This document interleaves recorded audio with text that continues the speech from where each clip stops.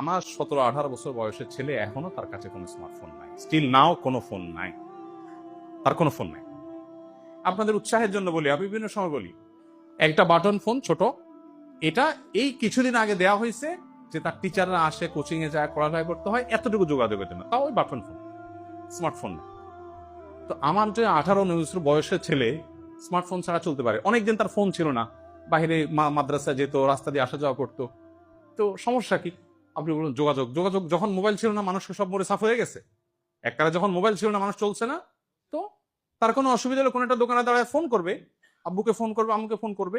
এই যে বাচ্চাদেরকে, বিশেষ করে প্রবাসীদের একটা সমস্যা হলো, যা চাবে চোখ বন্ধ করে তা দিয়ে দেবে না। আপনার বাচ্চা যা চাচ্ছে, এখন আপনি যদি তার দেয়, সারা জীবন কি সে যা চাবে তা পাবে? কোরআনে কারিমে একটা সূরা আছে, সূরার নাম সূরা লোকমান। কি নাম? লোকমান আলাইহিস সালাম তার ছেলেকে কতগুলো উপদেশ দিয়েছে, আল্লাহর কাছে পছন্দ হয়েছে জন্য আল্লাহ কোরআনের অংশ করে দিয়েছে। তার ভিতরে একটা হলো ওয়াসবির আলা মা আসাবাক। তিনি তার ছেলেকে বলেছেন, বাবা, জীবনে বিপদ আসলে ধৈর্য ধারণ করবে। এখন ছেলে মোবাইল চাইছে, আপনি দিলেন না, এটা একটা বিপদ না? এটা তার জন্য একটা সমস্যা না? সে ধৈর্য ধারণ করতে পারে কিনা? আপনি সে যা চায় তাই যদি দেন, তার জীবনে সারা জীবনে যা চাইবে তা তো পাবে না। জীবন অনেক সময় অসুবিধা হবে, তখন সেগুলো নিতে পাবে না। বুঝেন না এই কথা?